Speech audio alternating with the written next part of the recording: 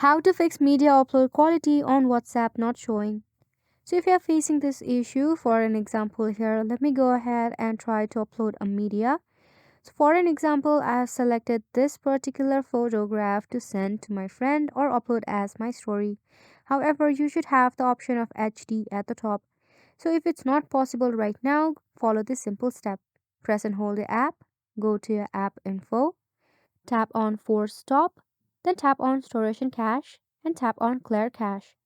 Now once you do that, you can head back from here, then open your Google Play Store and search for your WhatsApp. Then tap on your WhatsApp.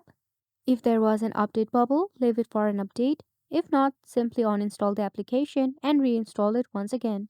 You can also try by switching your Wi-Fi connection to a better Wi-Fi connection or even try to upload it through your mobile data. So make sure to give this a try and thank you so much for watching.